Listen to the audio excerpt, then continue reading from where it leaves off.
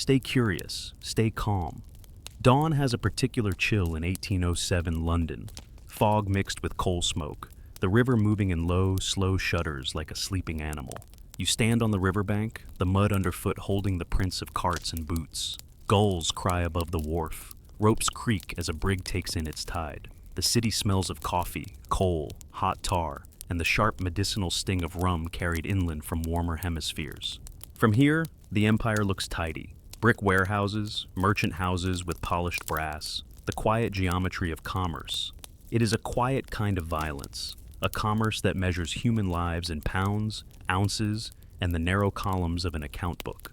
For decades, that commerce, the transatlantic slave trade, has been written into the architecture of British towns. Tall ships leave from Bristol and Liverpool. They return with sugar, molasses, and rum. Those returns are recorded elsewhere, in the hulls of slaving ships, in surgeons' journals, and in the testimonies of men and women who survived the Middle Passage. We begin the story with an image that would become a weapon, the diagram of the slave ship Brooks, published in 1788. Its woodcut lines map cramped planks and overlapping bodies, an anatomy of confinement designed to be read at a glance. The image circulated in pamphlets and on petitions across the country. Thomas Clarkson carried copies from town to town. He traveled on foot, sometimes covering hundreds of miles, speaking to sailors, dock workers, and farmers, collecting testimonies and objects, an iron fetter here, a slave collar there, and writing them into a public record that could not be dismissed as rumor. The campaign to end the trade had many faces and many tools. In Parliament, William Wilberforce gave moral urgency a legal voice, taking grief and conviction into the business of lawmaking. Outside Parliament, activists organized societies and petitions.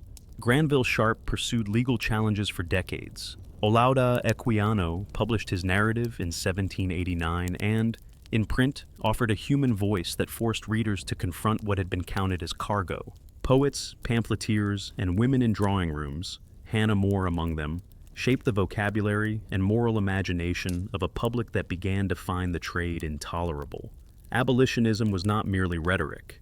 Campaigners compiled data from ship logs and surgeons' journals, tabulated mortality rates, and exposed how slaving voyages made profit by the cruel arithmetic of human loss. They invited eyewitnesses into lecture halls, published lists of the dead, and used graphic prints to make suffering legible to readers who had never crossed the ocean. Petitions multiplied. Parishes, women's groups, and trade associations sent thousands of signatures to Westminster, each name a small act of public pressure. Politics, however, is a weather of its own. Britain in 1807 was at war with Napoleonic France. Ministers watched fleets and alliances, and members of Parliament weighed mercantile interests against national strategy. Port cities whose fortunes depended on Atlantic commerce, Bristol and Liverpool most of all, greeted abolitionist arguments with alarm. Merchants, insurers, and shipbuilders warned of ruined contracts and unemployed sailors. In drawing rooms and in country pews, a different tide turned. Sermon and pamphlet, petition and portrait, all conspired to make the abstract cruelty feel personal and immediate. Imagine a counting house at dusk, a clerk bending over a waxy ledger, a lamp sputtering. One volume lists bark arrivals and hogsheads of sugar counted like tidy units of profit. In another, hidden from the parlor's light, is the record of a slave cargo, human lives reduced to numbers, deaths tallied with cold efficiency. These double ledgers are the hinge of the story. Public respectability on one side and private brutality on the other. The abolitionists sought to make that private cruelty public. Their strategy was slow, patient, and procedural. They turned testimony into law by threading moral argument through painstaking facts. The Brooks engraving made spatial cruelty visible.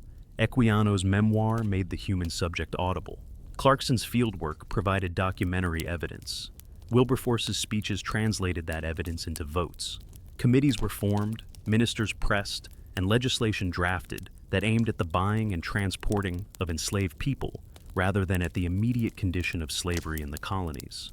When Parliament finally passed the measure in 1807, it was the culmination of decades of work, but not the end of the story.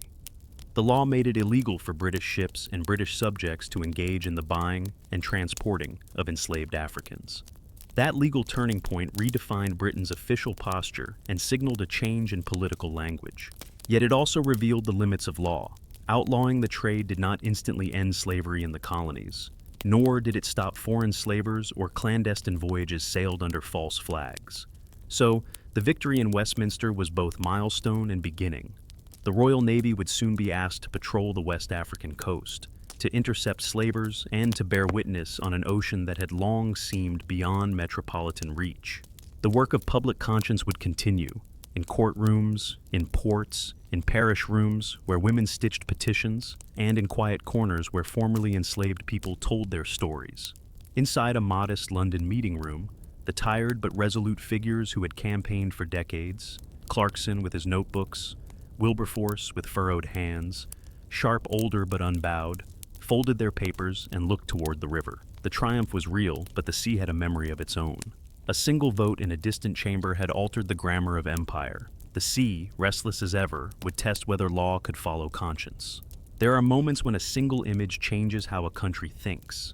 In the late 1780s, one such image cut through prejudice, habit, and commerce. The diagram of the slave ship, Brooks. The engraving is spare and merciless, a long rectangle drawn to plan, its interior mapped with the tiny outlines of human bodies. Men and women lie shoulder to shoulder, heads bowed, limbs folded. The ship's beams and hatchways are rendered with the calm precision of a shipwright's draft, but the human figures read like a ledger transposed into flesh. The composition turns accounting into anatomy. Picture a small market town on a damp Sunday. The congregation has filed out of the parish church and clusters in narrow lanes where fishwives call their prices. Someone opens a recently printed pamphlet and sees the Brooks diagram for the first time. The immediate reaction may be disbelief. How, people ask, could anyone pack so many bodies into one hull and still call it a merchant voyage? That disbelief is quickly joined by a different sensation, moral nausea. The diagram connects the polite certainty of a counting house ledger with an undeniable spatial reality. The body pressed next to body, the absence of air, the inevitability of sickness. Campaigners did not stumble across the power of prints by accident. Abolitionists recognized that an image could travel where speeches sometimes could not. Thomas Clarkson, who had spent years walking the countryside collecting depositions and objects, pressed diagrams into service. Copies of the Brooks print were displayed at meetings and town halls, pinned up in coffee houses, and shown in dissenting chapels. Lecturers used the plate as a fixed point around which testimony could be read aloud. The print became portable evidence. It let a woman in Leeds and a carpenter in Portsmouth confront the same depiction, and thereby share an understanding of what the trade physically entailed. Merchants and their defenders answered with their own language of technicality. Ship owners, insurers, and dockside interests published diagrams claiming different internal arrangements and argued that one engraving could not stand for all voyages. They explained tonnage, measured berths, and stressed necessity. A certain economy of space, they insisted, was unavoidable if Britain's fleets were to be profitable and its sailors employed. Those arguments were not purely rhetorical. Entire livelihoods sat on their veracity. For many in port towns, the prospect of lost trade meant real economic insecurity, and that fear shaped how the Brooks image was received in those communities. Yet the diagram did something arithmetic could not.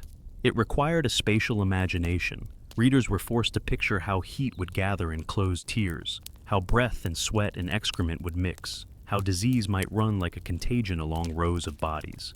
The engraving invited sensory conjecture, the stench of human confinement, the humid press of a tropic hold, the clink of shackles, and by doing so, made the abstract statistics of mortality feel immediate and human.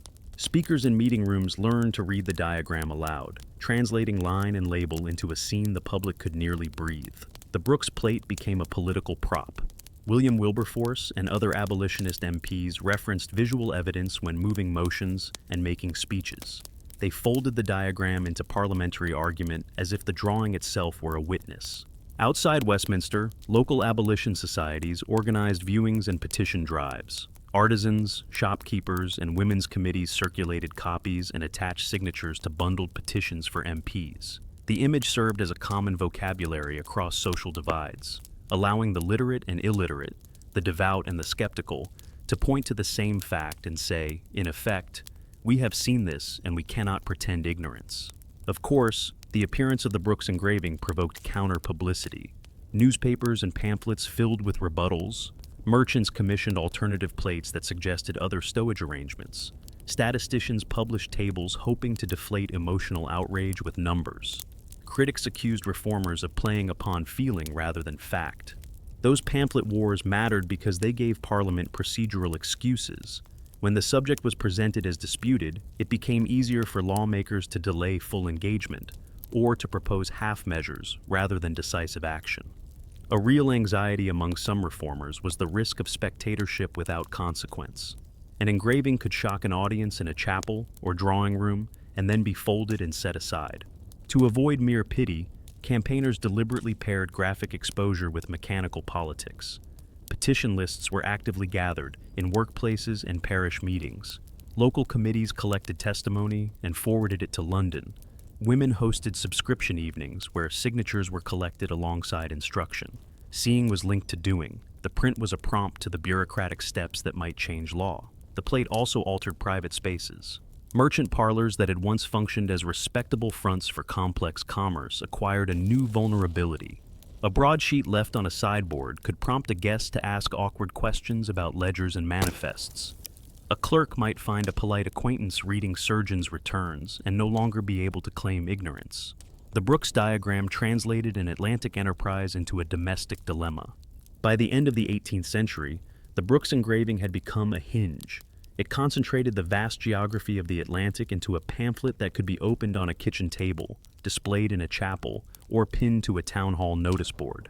It did not on its own create the law, but it reshaped what citizens could imagine and what they demanded of their legislators. It turned private accounting into public conscience. In a cramped London print shop, an engraver locks the press and draws out a fresh proof. The ink is still tacky, the paper smells of oil and dust. That single sheet will travel to a parish meeting, a coffee house, a counting house, and wherever it lands, conversation and pressure will follow. Whether that pressure will become enforceable statute is the question that will be answered, in fits and starts, in the years ahead. Thomas Clarkson walks as if the road itself were a rolling memorandum. His boots know the rhythm of counties, his satchel holds stacks of testimony, and a small leather-bound notebook whose pages are already furred with ink.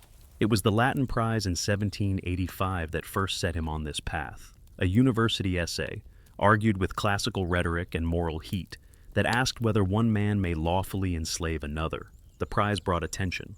But Clarkson's response was not to anchor himself in lecture halls. He left Cambridge and set out to learn what the world hid behind its ledgers. He moves from coaching inn to market town, from seaport quay to shipyard yard. In the mornings, the air is sharp with frost or tar. In wet afternoons, his coat clings to his back and the smell of damp wool rises like memory. He listens. He has learned that facts gather like pebbles and that, over a single season, pebbles become a cairn that can point to a curious and terrible landscape. He speaks to mariners on the riverbanks, to captains who will not meet his gaze, to surgeons who read their registers with a particular flatness. He asks questions that push beyond polite evasions. Clarkson's method is patient and almost mechanistic. He asks the same questions in different ports. How many on board? How long the passage? How many fell ill? Were there beatings? Where did cargoes initiate? Ship surgeons keep journals. Captains file manifests. Sailors swap stories in taverns. He accumulates numbers, but he also collects objects. A fetter here, a coil of rope there, a trimmed shackle passed along to prove a point in a committee room. These tokens are small, sharp proofs against complacency. He photographs, well, not photographs, but copies. Carefully transcribed passages from surgeons' returns, lists of deaths, notes of provisions, the blunt arithmetic that turns human bodies into columns in a ledger. There are difficulties. In Bristol and Liverpool, his presence is not always welcomed. Merchants with vested interests smile politely and direct him to clerks. Some men in porthouses slam the door. Clarkson learns the geography of evasion, manifest rooms where doors lock, ledgers kept under a cashier's bed, small marks in handwriting that suggest missing things. Where direct testimony is withheld, he listens for rumor. The private language of docks, a half phrase in a captain's mouth, the names of islands muttered over a pint, the particular ring of a rope that suggests hurried packing. He maps those whispers as methodically as any mapmaker. He also encounters courage, Former captains who have become ministers, like John Newton, tell of crossings and conversions. Sailors who have seen human suffering tell their stories with bluntness. Freed men and women whose accents carry islands in them offer testimonies that are both precise and shaking. Olaudah Equiano, when his narrative appears and when he later lends his voice to public meetings, is one such figure whose words bind personal memory to political debate. Clarkson understands that numerical returns and human voices together make an argument neither could make alone. He pairs them. Traveling for information, Clarkson sleeps in low-ceilinged rooms above alehouses and notes the way owners stoke conversations by seating him near the fire. He writes down, often immediately, the testimony he hears. His notebooks are cramped with shorthand and margin notes. Names, places, tonnages, dates. In the quiet of the highway, by lantern or by the light that leaks from an inn window, he copies surgeons' returns into his own folios. He transcribes the cold, clinical entries. 23 died, dysentery, scurvy, mutiny quelled with lashes, and sets them beside a woman's letter, describing the first time she saw a captive brought ashore in chains. These juxtapositions are deliberate. An entry in a surgeon's book, read alone, is an accounting note. A woman's account alone might be dismissed. Together they make a different claim. Statistical note and human voice, combined, resist patronage and bluster. Clarkson's itinerant evidence becomes the scaffolding upon which abolitionists would place moral claims, not mere outrage, but documented fact. He crafts arguments not only for pity, but for juridical consequence. His labor is lonely in practical ways. He often pays for copies himself, for the ink and paper, the coach fares and the cold nights. He faces mockery, a merchant's nephew calling his efforts naive, a tavern full of men jeering at what they call donkey work. He faces genuine danger. Men whose profits are threatened might threaten a messenger. Yet each returned document, each smuggled ledger, each small object placed in his satchel, strengthens a case that will be read in drawing rooms and in the House of Commons. When Clarkson returns to London, he does not merely hand over bundles. He knows how to translate provincial discovery into metropolitan pressure. He meets with Quaker committees, with evangelical networks, and with parliamentary allies. He brings his folios into committee rooms where men with more public standing can use them in petitions and speeches. The material he gathers moves like freight in the other direction. From the rumpled privacy of a tavern to the polished floor of a committee chamber, his small proofs become public instruments. Yet underlying his diligence is a sober recognition.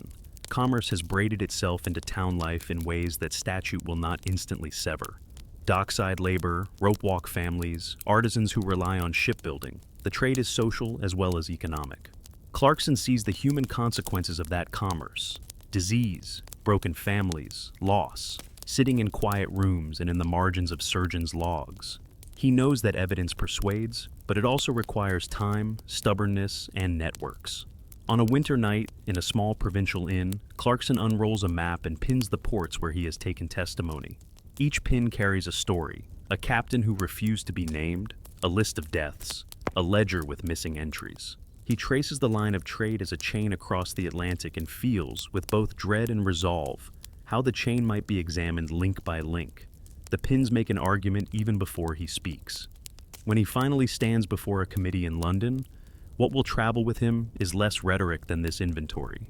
Paper after paper, object after object, testimony after testimony. It is this quiet accumulation, the long, patient labor of one man on the road, that begins to turn the private, profitable secrecy of the trade into a public, prosecutable wrong. He cannot yet know what Westminster will do, but he knows how to make the city look. And making the city look, in this case, is the first step toward making it change. The House of Commons is a room of wood and whisper.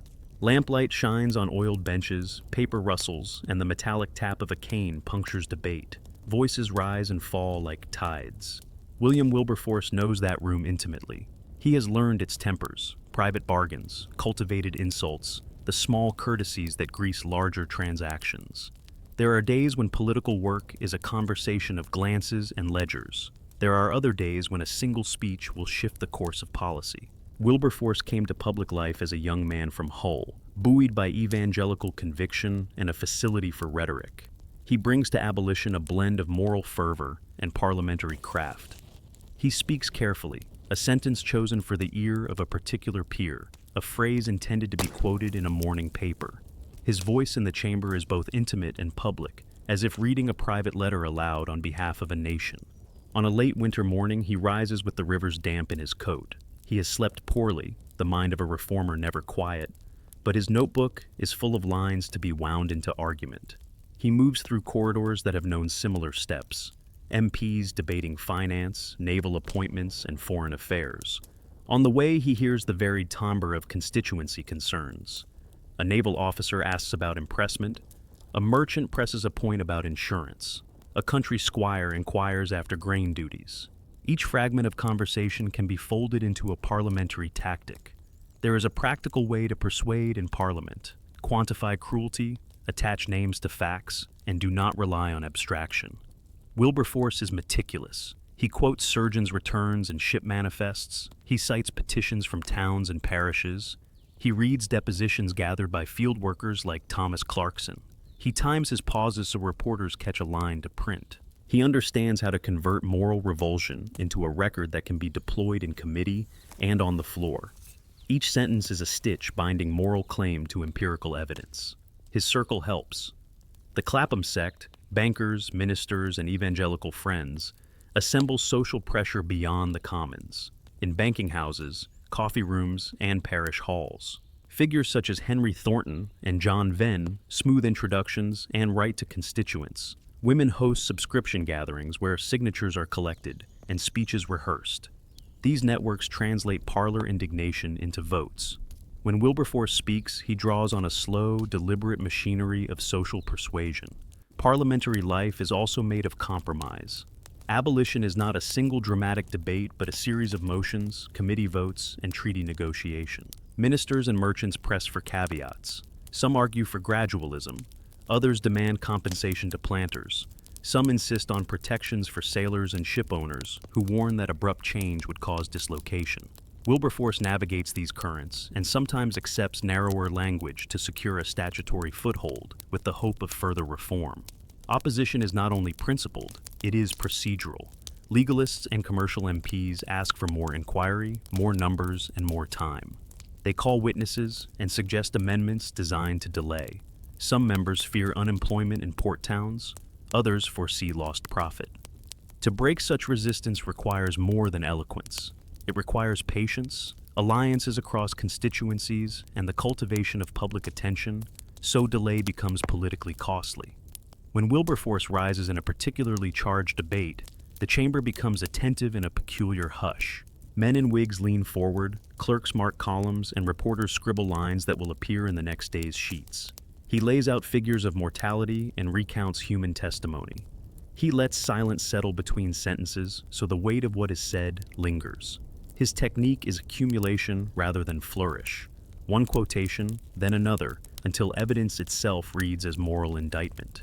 Deals are struck elsewhere too, in side rooms and over dinners where ministers trade support for other measures and constituency pressure shifts allegiances. Wilberforce must sometimes trade the purity of language for statutory viability. That is the sorrow of reform. Ideal outcomes may be sacrificed for measurable progress. He keeps a private ledger of such choices and carries the moral cost with a steady, if heavy, heart. He is not merely an orator. He is an unglamorous campaigner who feels his body's limits. Years of work and anxiety leave him prone to bouts of illness and gout. He steadies himself on a cane between committee meetings and drafts speeches in fits of pain. That frailty lends his voice a weary insistence, earnestness married to the authority of long labor. After a day of votes, he reads a stack of parish petitions, sailors' depositions, and printed broadsheets, each paper a reminder that law will be forged in kitchens and dockyards as much as in committee rooms. Outside the Commons, the campaign of petitions and prints intensifies to sharpen the political cost of delay.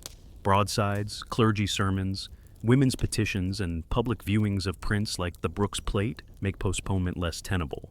Each signature gathered is a small lever. Each parish that signs is pressure on the MP who represents that parish. Wilberforce understands that lawmaking is not merely the craft of argument, but the art of making argument politically urgent. In a dim committee room after debate, he He folds his notes and looks toward the Thames, watching barges move like sleeping beasts along the river. He knows victory will demand persistence, negotiation, and the ability to accept incomplete triumphs. The question before him is no longer whether the trade is wrong, that already stands assumed, but how to shape a law Parliament can pass, enforce, and live with. The answer will test the seam between conscience and compromise. You descend a hatch into the belly of a slaving ship, and the world above narrows to a single, oppressive pulse, breath, heat, the slap of a wave against timber, a distant creak that measures time by the swivels of the sea. Dim light from a narrow hatch or a guttering lamp sketches faces that would otherwise remain anonymous on a manifest. In that hold, language changes. Men and women do not speak as they do on deck. They make low, urgent sounds, a whispering petition, a prayer caught between the timbers, a dogged lullaby hummed to keep a child from panic. The geometry of space alters expression. Noise becomes a small, stubborn act of life. Surgeons' journals are blunt instruments of commerce and care. Kept to record the voyage, they note dates, numbers, and causes of illness, dysentery, smallpox, fever, and they register nights when the surgeon could not tend to everyone. Those returns are business papers and human traces at once. Columns where a name becomes a line item, an entry that lists many sick, a brief note of sudden deaths in a single night. The surgeon's log is thus a strange evidence, intended to justify provisioning and to limit liability, yet in practice it preserves the materiality of suffering. These dry, clinical pages would later be used by reformers as documentary proof that the trade could not be sanitized by polite euphemism. Against those returns stand first-person narratives that translate statistics into sensation. Olaudah Equiano's account and other memoirs made the middle passage legible to readers who had never crossed an ocean. They described the stench of the hold, how heat layered and congealed between decks, the grinding boredom punctuated by terror, and the ways parents tried to shield children on planks that were their only bed. These narratives also record the small economies of care that persisted in extremis. An old woman easing a child's head into her lap, a man sharing a scrap of bread, a whispered instruction exchanged in a language the crew did not know. Such details convert columns of mortality into faces and voices. Not every voice reached paper. Many names vanished into the margins of manifests. Many depositions were mediated by interpreters or suppressed by owners. Where testimony exists, it tends to be fragmentary and specific. The peculiar sound of shackles striking timber, the way rain on deck might feel like both blessing and new peril, the bruise pattern on a man's back remembered by a fellow captive. These fragments, depositions, sailors' letters, petition lines, when assembled, give texture to the ledgered facts and make suffering harder to deny. Resistance threads through many accounts. Uprisings aboard ship appear repeatedly in records and in newspaper reports. Plots hatched in the dark, desperate attempts to seize a weapon, abrupt violence when captives surge for the deck. These events are not theatrical victories. They are improvisations born of necessity and often met with brutal suppression, floggings, confinement, the threat or act of execution. At times, resistance was quieter, hidden sabotage of rigging, slackened ropes, feigned illness to slow a voyage, or small acts of care that allowed someone to survive. The record shows both extremes, desperate revolt and the everyday ingenuity of survival. Sailors' voices complicate the moral picture. Many seamen were themselves precariously employed and signed on for slaving voyages because pay was higher than in coastal trade. In taverns and on petition lists, some sailors later testified to the horrors they had witnessed and lent their voices to abolitionist meetings. Others hardened into the prevailing culture on deck, excusing cruelty as part of necessary discipline. The sea fostered a particular pragmatism. The imperatives of navigation, profit, and survival often drowned conscience. This ambivalence made the public story messy. Testimony pressed against tacit complicity on shore. The sensory archive matters because it persuades. A surgeon's rote notation of many sick is sharpened when paired with a memoir that describes bodies pressed shoulder to shoulder, vomit pooled in narrow channels, and the way cries were muffled as coffins were shoved into the hold to make room. Equiano's lucid recollections and the depositions of free black sailors provided faces and speech for what had been an abstract column of cargo. Public readings of such testimony in coffee houses, meeting rooms, and dissenting chapels turned distant suffering into an immediate, shared experience. Those public performances were political acts. Abolitionists read testimonies at gatherings, printed personal narratives on broadsheets, and circulated surgeons' returns alongside engravings and petitions. The cumulative effect eroded plausible deniability. When a printed account matched a ledger entry, when a named witness corroborated a surgeon's return, it became harder for merchants and some MPs to treat the trade as merely unfortunate business. Yet, testimony has limits. Captains could alter manifests, ship owners could sail under foreign flags. Clandestine voyages persisted even as volumes of testimony grew. Enforcement presented a separate practical dilemma. Catching illegal ships across vast and porous seas required naval patrols, admiralty courts, customs vigilance, and often international cooperation. Testimony could change public feeling and parliamentary language, but law had to be made enforceable on the coastlines and on the open water, where profit still sought secrecy. In the dim hold, amid coughs, whispered prayers, and the small economies of sharing, voices kept traveling outward, on paper, through letters, and by word of mouth, to the halls and committees that would try to convert moral outrage into statute. Those voices insisted that human beings could not be reduced to manifest lines. But the move from voice to enforceable law demanded practical power: ships to intercept slavers, courts to adjudicate prize and penalty, officers willing to risk confrontation in distant waters. Outside, the Thames churns and London breathes. Inside the plank-lined dark, a single stubborn heartbeat continues. People making sound against erasure, insisting on life. That insistence will be carried into committees and onto Parliament's benches. But the question remains: will the state marshal the means to make legal prohibition speak with force on the water? In parlors, kitchens, and meeting rooms across Britain, women converted ordinary domestic routines into political labor. Denied the vote and excluded from formal office, they nevertheless found ways to make their voices felt: petitions, signature gatherings, charitable subscriptions, and the slow social work of persuasion. On kitchen tables, they folded broadsheets, copied surgeons' returns, collected lists of names, and sometimes embroidered signatures onto long strips of cloth so that a petition could be rolled and carried without risk. This patient, repetitive labor was material and consequential. It turned private conscience into packages of evidence that could be delivered to a committee table in Westminster. Imagine a small sitting room on a rainy afternoon. A woman spreads a printed engraving beside a teapot and asks her neighbor to look. Conversation slides from household news to reports from the quay. A son who sails to distant ports, a cousin who keeps the counting house, a widow who remembers the night a captain failed to return. Names are taken down in careful script and added to a growing sheet. The page moves on, to an aunt's house, to the minister's wife, to a sewing circle where more hands add signatures. By the end of the week, that single sheet has accumulated dozens of names and becomes one of many small packets that will be tied and carried to town. Quaker women were among the earliest and most organized petitioners. Their meetings provided channels that allowed appeals to travel steadily across counties, and Quaker petitions were known for a plain, uncompromising moral clarity. These papers asked Parliament to bring practice into line with professed principles of conscience and liberty. Because Quaker petitions represented a disciplined community voice rather than a solitary plea, they lent early moral coherence and credibility to the wider abolitionist movement. Women from evangelical circles, middle-class reading societies, and aristocratic salons contributed in complementary ways. Hostesses who convened subscription evenings gathered signatures. Writers and moralists circulated tracts that primed discussion. Matronly organizers coordinated sewing groups that combined charity and politics. Figures who moved in these networks used hospitality as infrastructure. Tea, needlework, and reading were means of persuasion. Many women framed abolition not as a party question, but as an extension of household duty, arguing that parents and household heads had a moral obligation to oppose a trade that profited from the destruction of families.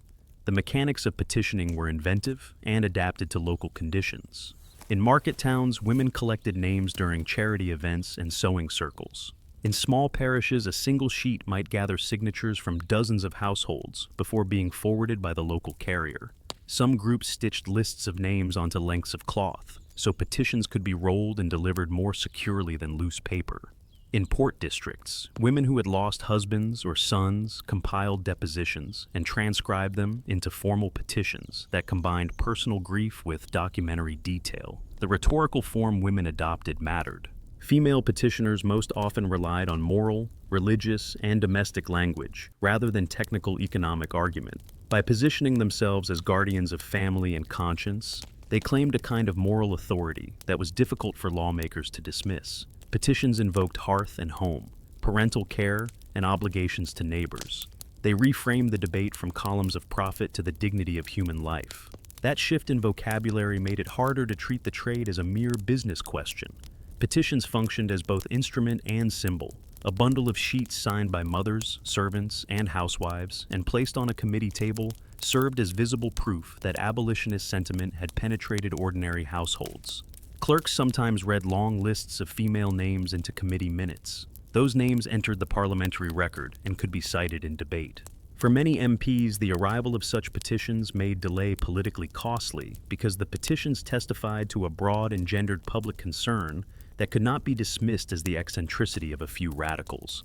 Women's activism nevertheless encountered limits and ridicule. Contemporary critics often labeled female petitioners sentimental or improperly public, and some feared that conspicuous female agitation might upset established hierarchies. Even among reformers, many men were reluctant to place women in formal leadership roles, preferring to keep organizational power in male hands. That marginalization shaped tactics. Women favored persuasion over confrontation, private networks over public office, and petitioning over legislative motion. Yet those choices did not make them ineffective.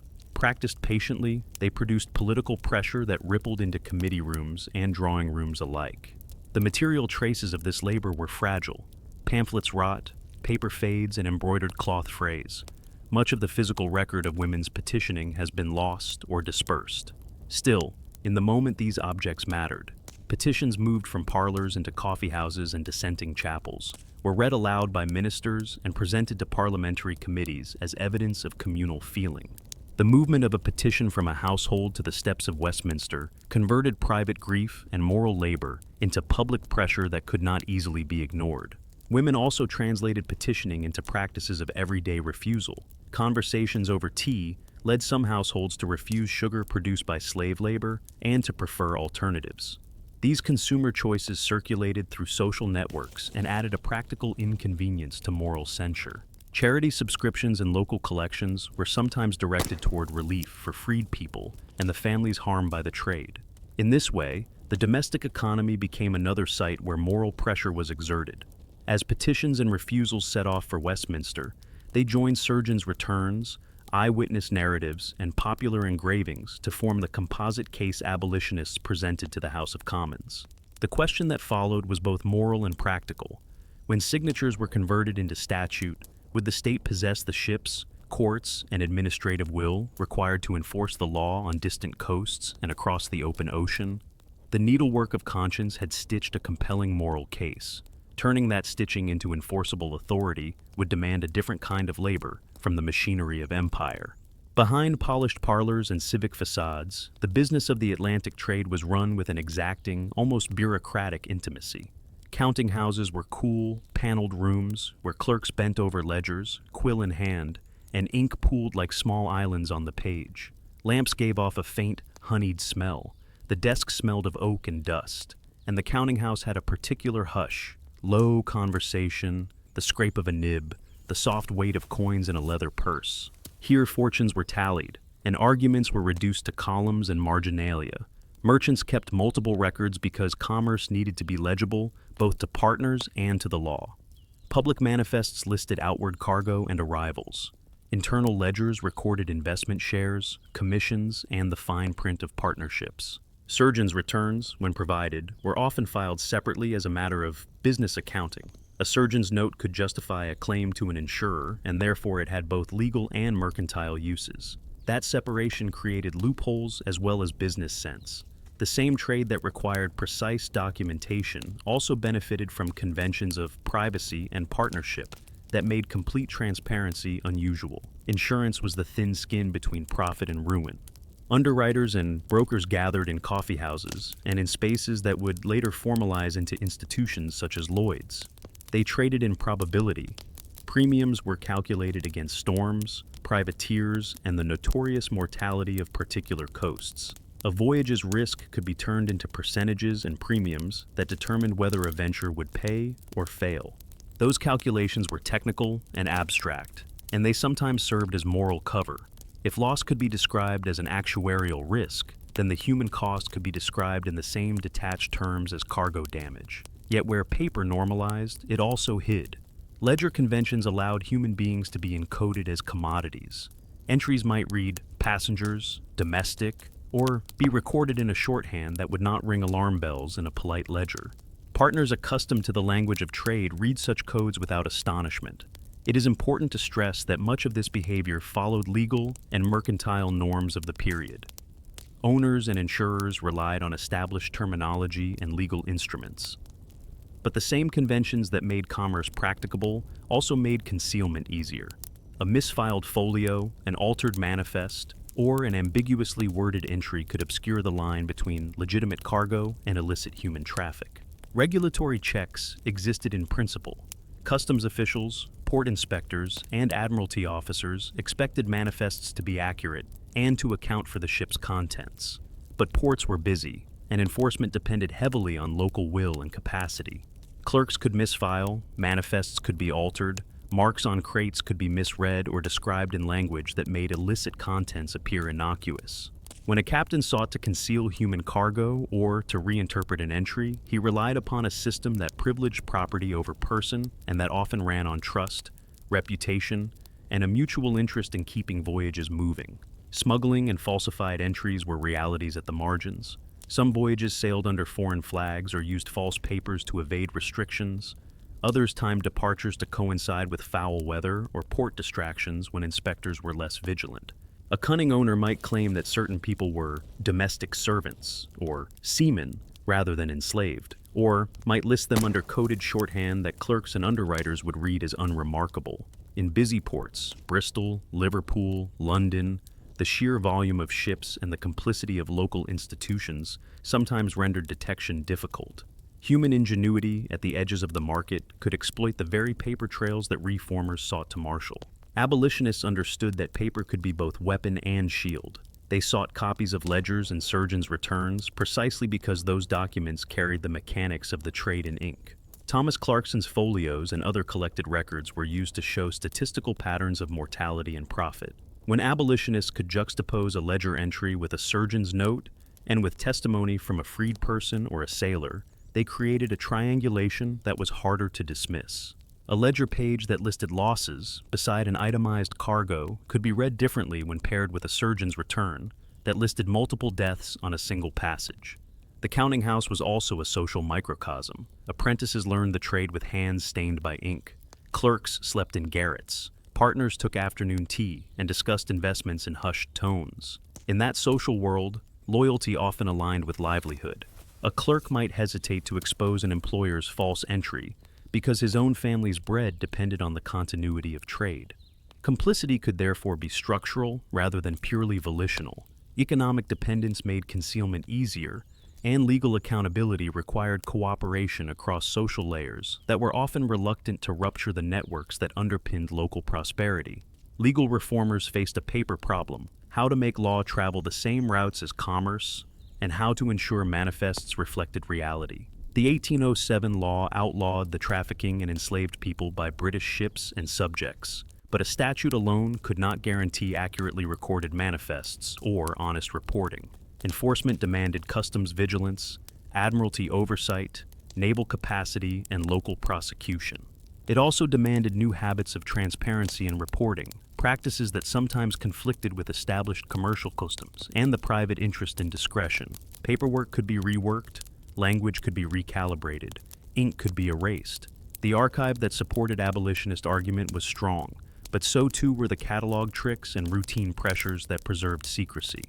To make prohibition effective, the state would need not only legal language, but the practical wherewithal to read ledgers, to subpoena papers, to inspect holds, and to disrupt the social economies that made concealment tolerable.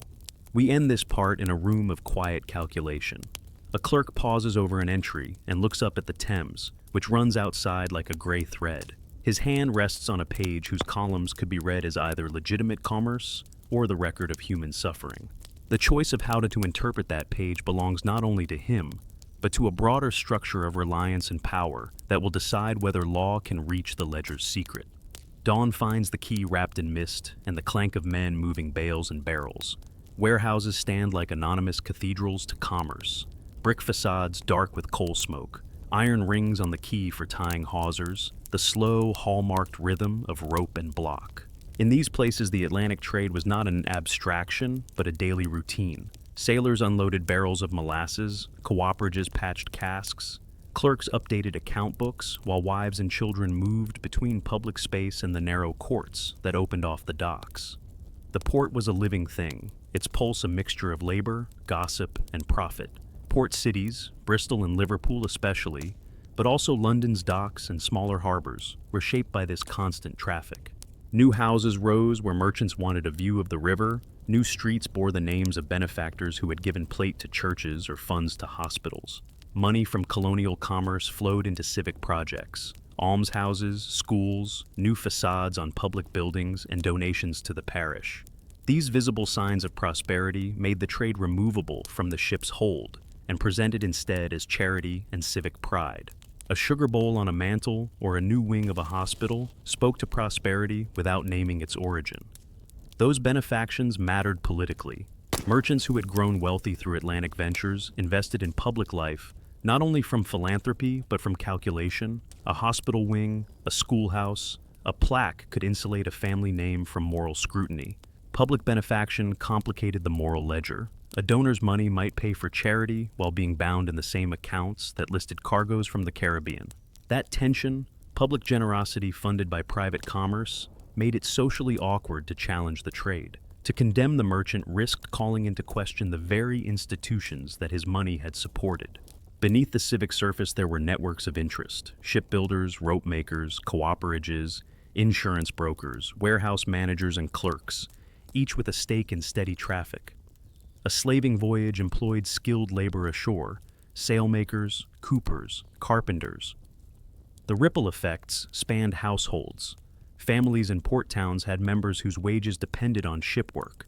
Artisans supplied goods for provisioning, lightermen ferried goods to larger ships. Against this background, abolition proposals read as threats to livelihoods. Political leaders in port towns often defended the trade with practical arguments about employment and municipal revenue. The politics of ports were also local politics. Merchants sat on city councils, served as aldermen, and held positions in mercantile companies that shaped credit and insurance. Their influence extended to parliamentary representation. MPs with commercial constituencies could be expected to consider local economic interests when voting on measures touching the Atlantic. Petitions from the countryside therefore carried different weight than petitions from dockside wards. The latter could translate into electoral pressure for members of parliament who depended on mercantile favor or who themselves held investments in shipping ventures. Resistance to abolition in port districts took many forms. Some merchants published defenses of the trade in pamphlets that framed it as an economic necessity. Guilds sometimes issued statements urging caution. In taverns and counting houses, the language of the trade was technical and precise, calibrating risk and profit. At times, threats and intimidation were used against outspoken reformers. Letters, economic pressure against suppliers, and social ostracism. The threats were not always dramatic, but were effective. Careers and reputations could be quietly undermined. Public controversy could therefore translate into private pressure. At the same time, ports were not uniform bastions of support for the trade. They were heterogeneous spaces where sailors, small traders, domestic servants, and religious dissenters lived alongside prosperous merchants. In the same streets where a shipowner walked with a carriage, a woman might gather signatures for a petition, or hymn singers in a dissenting chapel might read captains' confessions aloud. Port communities contained abolitionist pockets, Quaker families, evangelical networks, and workers who had seen the hold and felt shame or horror. Those internal contradictions meant that ports could not be described as monolithically pro-trade. They were communities with real debates and conflicts. Economic arguments sometimes collided with moral awakening. A captain who had seen the hold's reality might later lend testimony to a committee. A dockworker's sermon might turn toward the human cost of sugar. Merchants who had once defended the trade found themselves navigating changing opinion in parish meetings and on streets where petitions and broadsheets circulated. Over time, municipal reputations became contested. Plaques and benefactions could be reread as traces of a painful geography rather than purely civic pride. The very monuments that had celebrated profit could become silhouette outlines for argument. Port governance, customs houses, dock authorities, local courts also played a role in how law could be implemented. Customs officials were meant to inspect manifests and enforce regulations, but they were embedded within local economies. Where inspectors performed their duties conscientiously, illegal voyages were more likely to be detected. Where enforcement slackened or was captured by local interests, concealment prospered. The effectiveness of any new statute, therefore, would depend not only on language, but on local administration, willing and able to do the work of inspection and prosecution. As debate in Parliament culminated in prohibition of the trade, port responses would reveal where law met daily life. Merchants would contest valuations of loss. Insurers would negotiate payouts. Workers would worry about interrupted wages.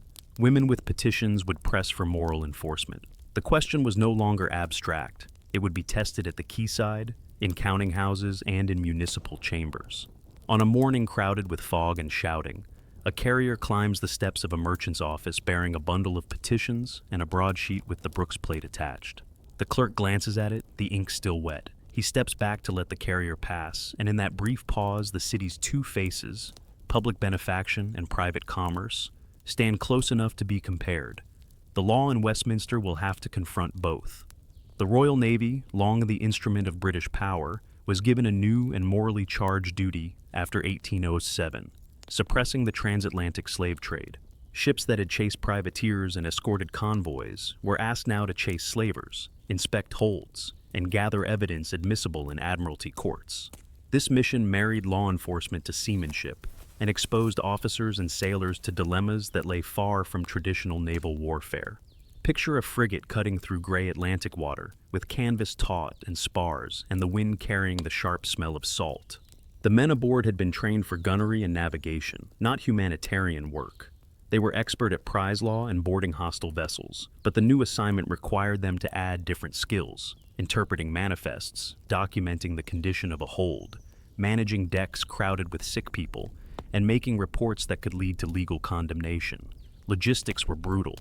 West African stations were notorious for fever, poor anchorage, and capricious winds. Ships needed room to house rescued people temporarily, plus supplies to feed and care for dozens of newly liberated men, women, and children. Naval surgeons had to improvise quarantine procedures aboard ships not designed for long-term accommodation.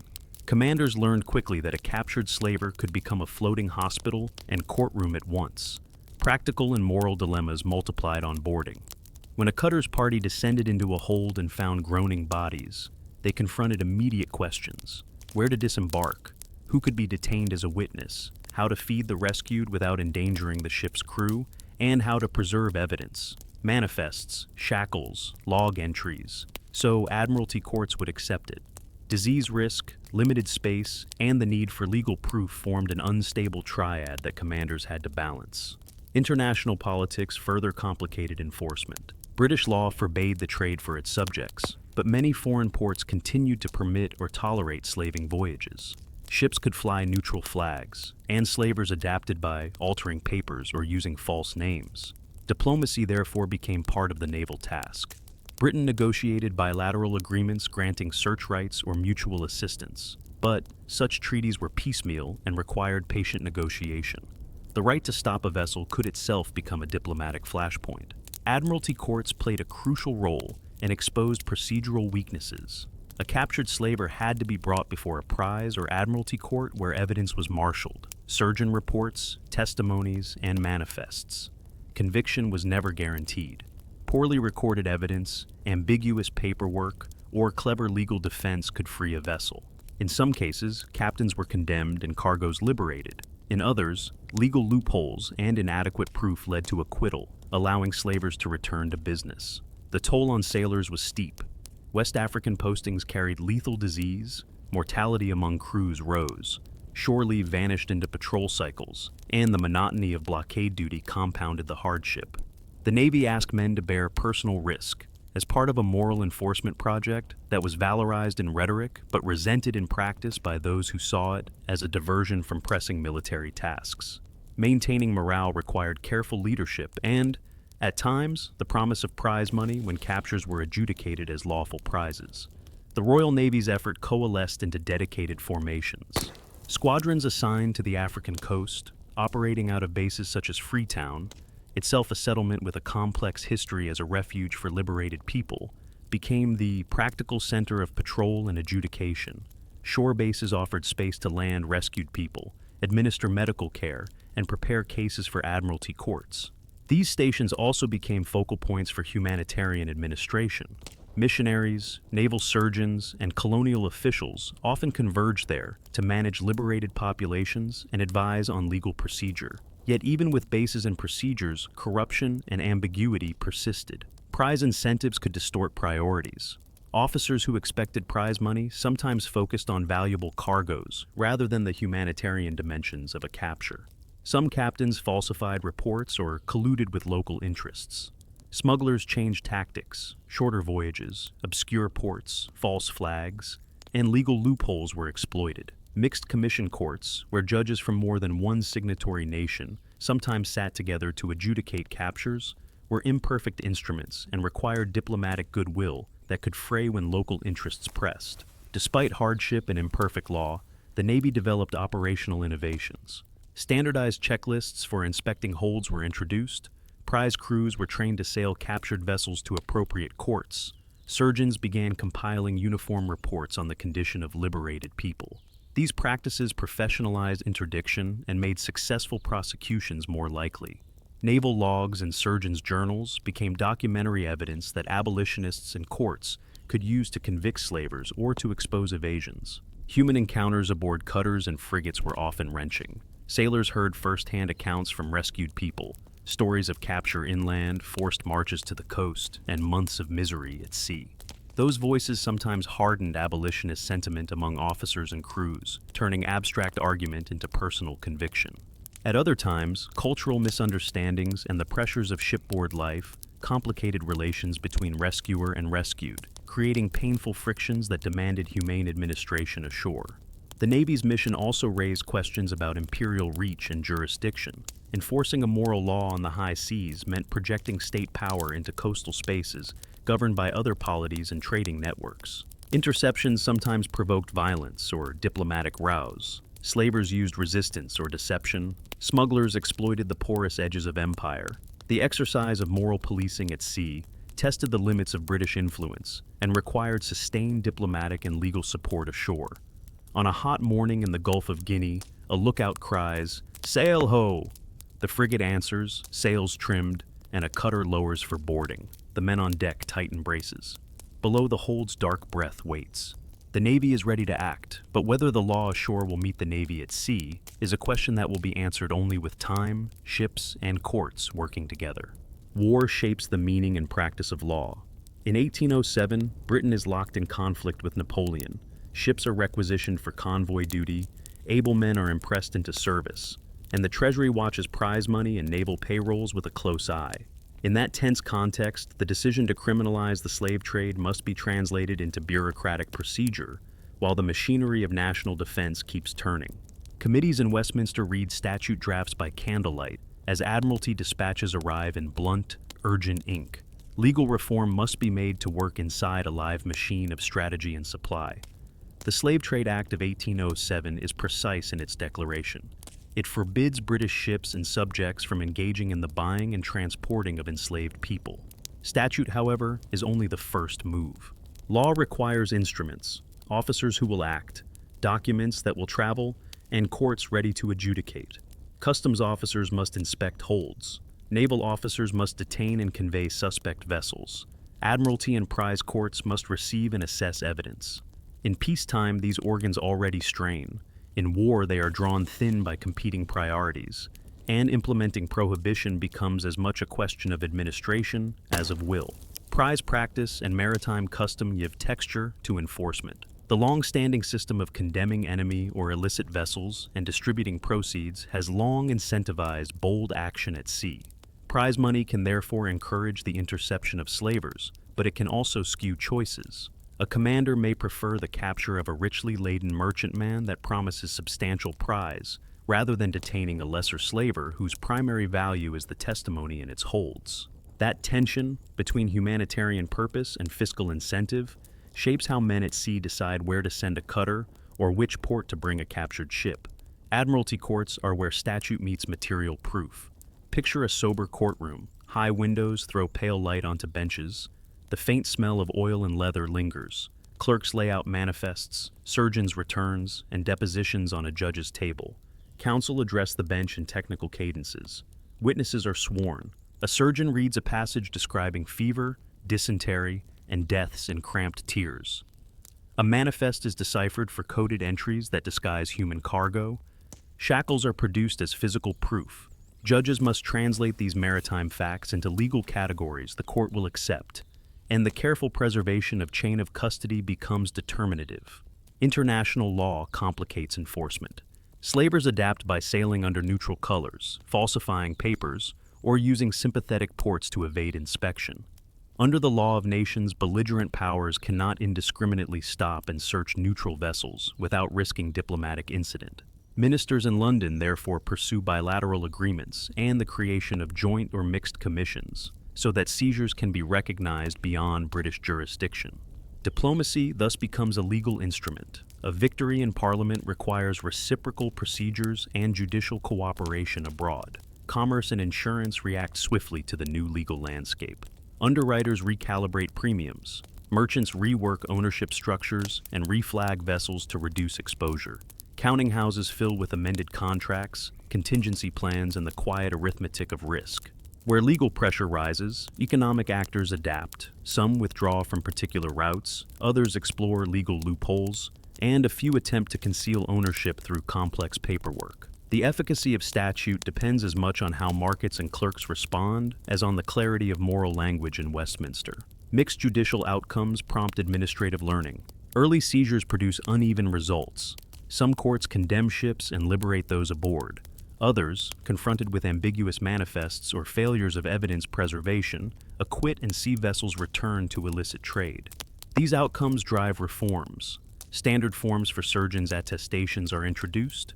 Clearer instructions are issued on how to secure and transport manifests, and prize crews are given protocols for preserving evidence while sailing captured vessels to designated courts. Bureaucratic competence becomes as important as statutory intent. The moral language of Parliament sits alongside hard politics. Abolitionist speeches in the Commons appeal to conscience and human dignity, yet drafters limit the act to the trade rather than immediate emancipation in colonial societies.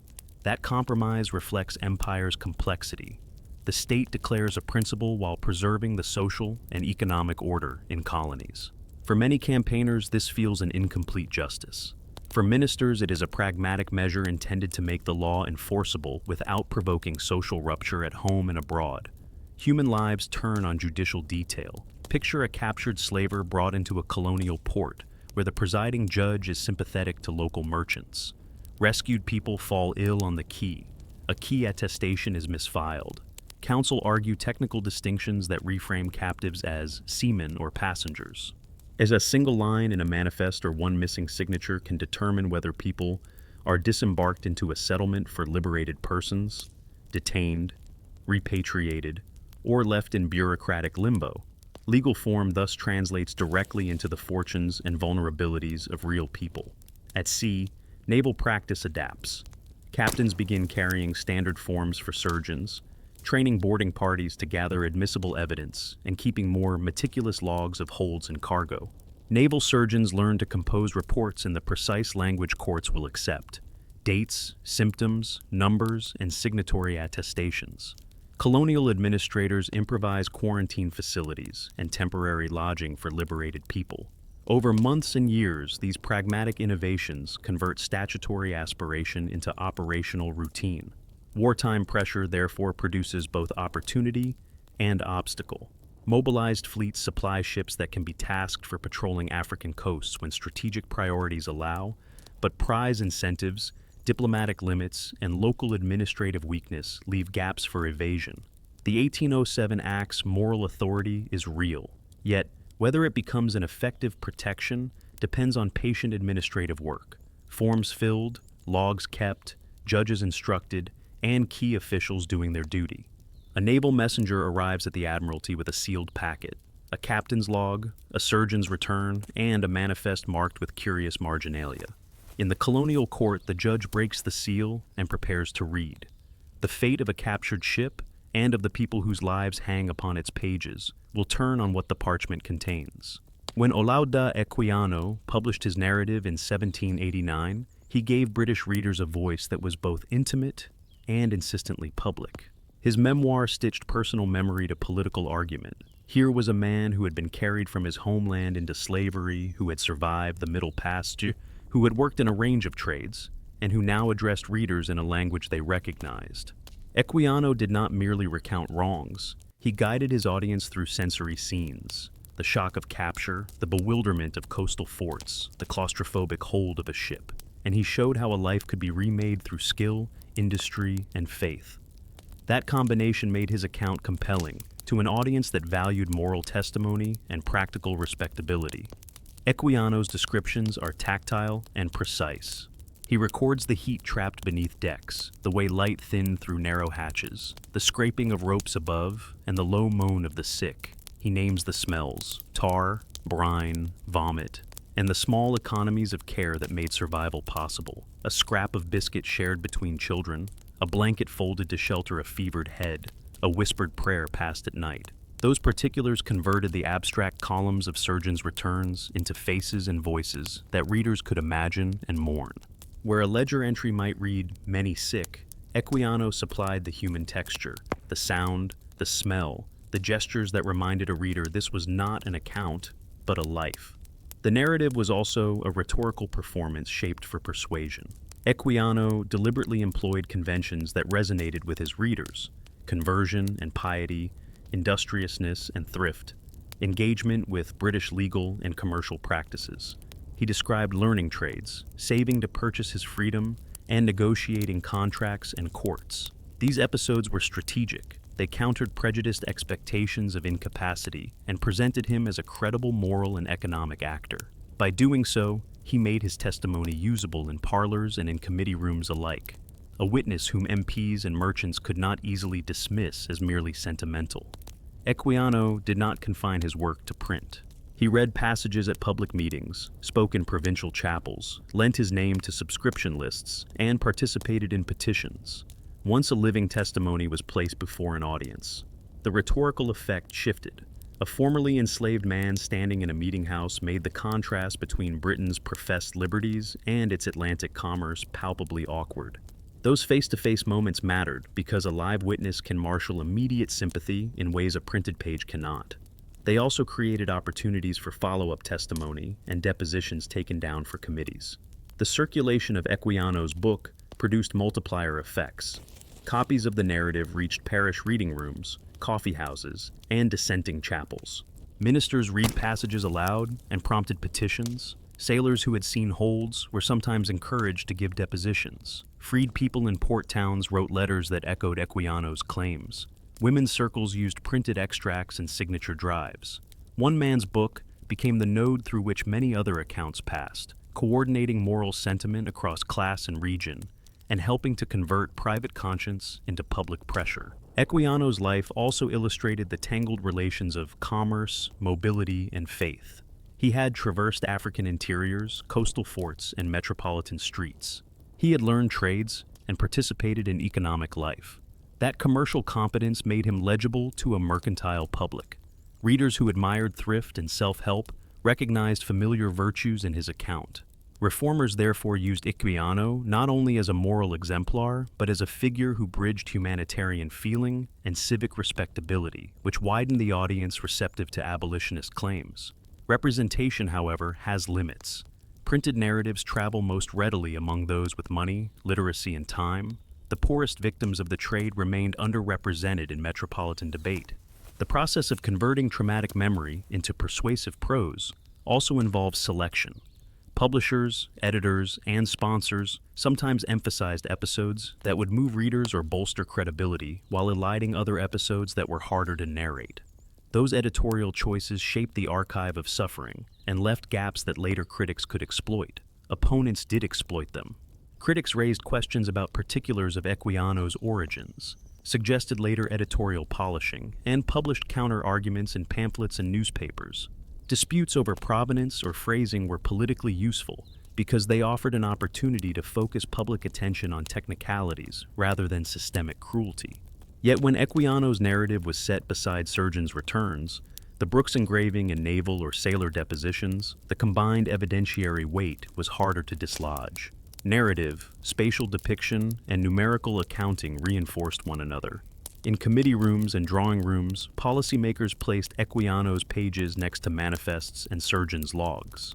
The effect was cumulative. The book supplied intimacy and voice, the engraving supplied a spatial vision of confinement, and ledgers supplied systemic proof. That layering helped make the trade legible as a problem Parliament could not safely ignore.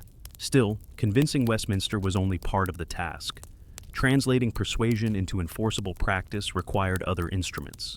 Statute needed ships and judges. To make prohibition effective required naval patrols to intercept slavers, admiralty courts prepared to admit and weigh evidence, and diplomatic agreements that authorized searches of non-British vessels when necessary.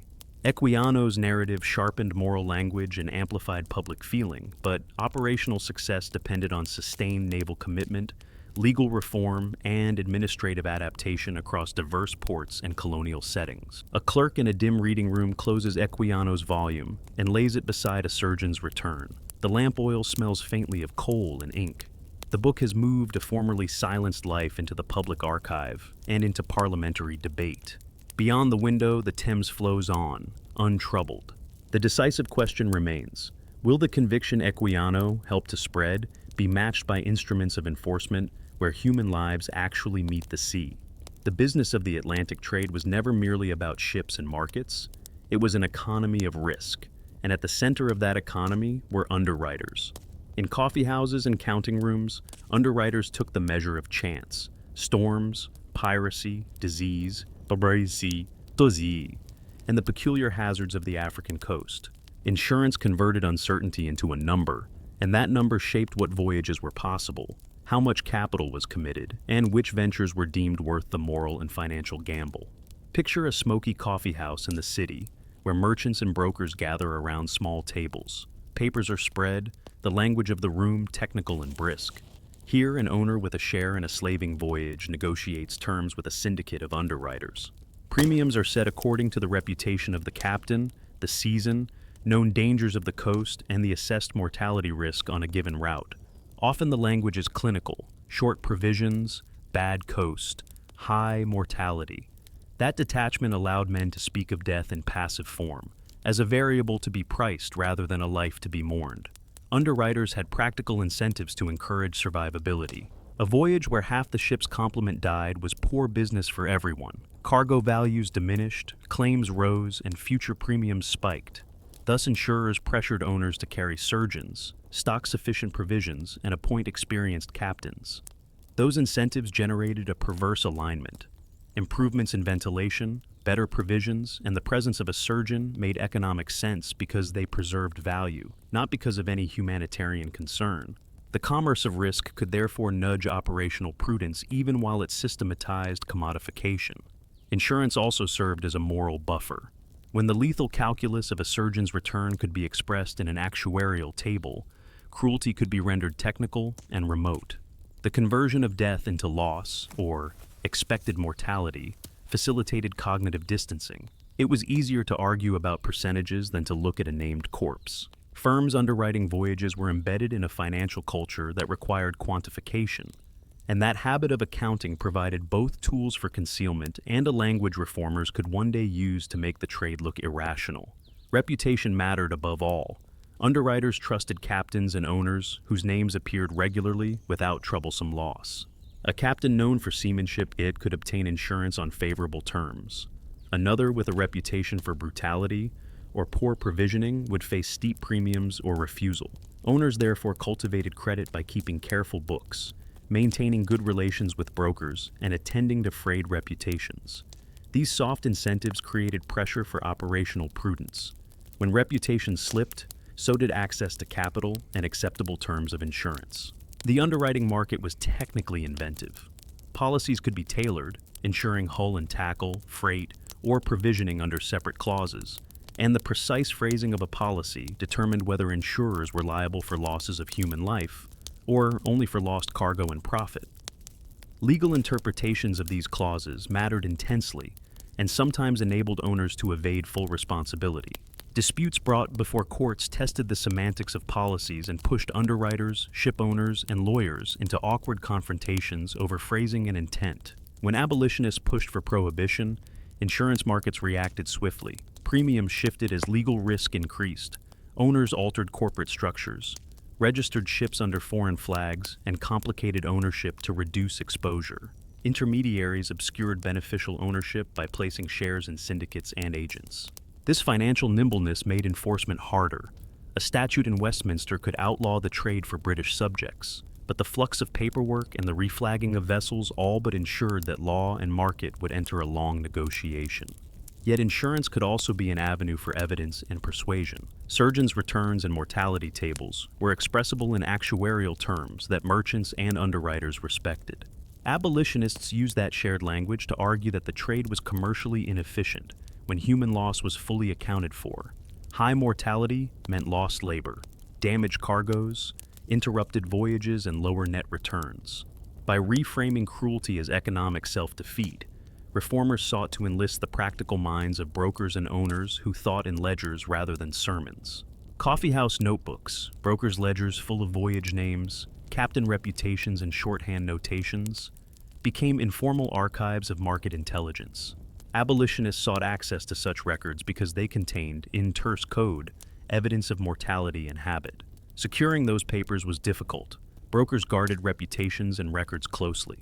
But when such material was obtained, it could be correlated with surgeons' returns and manifests to reveal patterns of loss and concealment that punctured commercial obfuscation and offered hard proof for committees and courts. Insurance mattered again in the legal aftermath of seizures. When the Royal Navy intercepted a slaver and admiralty courts took up the case, underwriters often found themselves in disputes over liability. Who bore responsibility for the welfare of liberated people? Would insurers pay claims for lost cargo if that cargo was human and now liberated? Sometimes insurers paid and then pursued recovery from owners or agents. Other causes produced protracted litigation that delayed relief for those rescued and complicated the administrative response.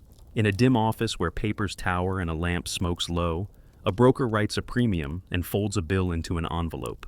He watches the river's slow drift, and doubts and wagers are set into motion. Under his hand, risk is named, priced, and sent out into the world. The financial logic he sustains will be both obstacle and instrument. It can be bent to shield illicit practice or, if persuaded by cumulative evidence and argument, can become a lever that helps make the trade unprofitable and thus less tenable. The law can be written in the clean language of statute, but oceanic commerce learned long ago how to answer with obfuscation. Prohibition on paper collides with a century of ingenuity at sea.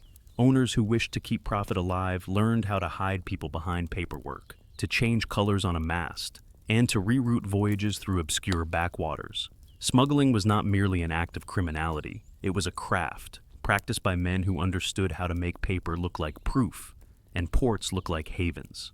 Begin at dawn in a small river harbor where a brig rides low in the water. The skipper has altered his papers overnight, a freshly typewritten or hand-corrected manifest tucked into a well-waxed folder, a captain's signature that matches a neat clerk's hand.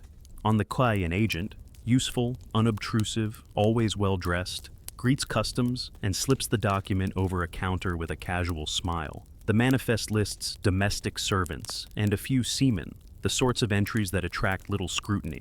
Below deck, in a narrow chain of hole space designed with false partitions, human bodies breathe in cramped air. The physical concealment is precise, the paper cover is practiced, the tricks are manifold. Reflagging a vessel, registering it under a foreign, often neutral flag, is an old tactic. A ship that was once plainly British can be sold on paper to a foreign agent or re-registered in a distant port, its ownership hidden behind shell companies and proxies. A British captain might nominally resign and be replaced by a foreign master. A vessel might sail with a different ensign. These maneuvers complicate the legal question of jurisdiction. When a warship boards a vessel that flies another nation's colors, the authority to search becomes a diplomatic problem as much as a policing exercise. False manifests and coded shorthand are routine. Clerks know how to describe a human cargo in terms that sound harmless to an inspector. A group of hands becomes domestics. A passenger becomes a steward. Numbers are fudged. Shipmasters who expect casual inspections, timed departures for storms, holiday leave, or market days when the port's attention is lax. Some slavers book outward passages under one document and change the manifest at the last moment.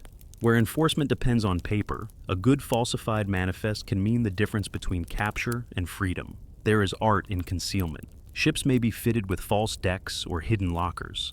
Timbers are cut and relaid so that a port-charging plank will not reveal the cramped berth beneath. These modifications are not the crude tricks of desperate smugglers. They are investments, paid for by owners who calculated returns against the cost of detection.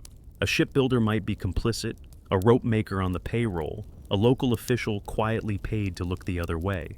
Smuggling networks become local economies where the labor of concealment is as routinized as the labor of loading casks. Insurance markets also feed secrecy. Owners who place shares in syndicates can spread risk and obscure beneficial ownership. Agents arrange for policies under different names in distant coffee houses and in foreign correspondence. When prize courts adjudicate captures, tangled ownership makes liability difficult to pin down. Underwriters may dispute claims. Owners may contest seizures on the grounds of technical ownership. These legal wrangles buy time and sometimes allow illicit voyages to resume under different guises. The practice of false flags and forged papers is performative. A captain who expects a patrol knows what to show: a well-presented document, a polite salute, the right name in the manifest. Boarding parties confronted with neat paperwork and a plausible story are pressed to choose between costly legal action and the expediency of letting a vessel proceed. Admiralty officers who have toiled under feverish skies and shifting political priorities sometimes accept the conservative option. To avoid a diplomatic row or a legal quagmire, and to release a vessel whose papers are not evidently false. Smuggling is not only technical, it is social. Shore contacts, factors, merchants, tavern keepers, and even clergy in some instances provide cover. A respected merchant's name on letters of introduction can quiet a customs officer's questions.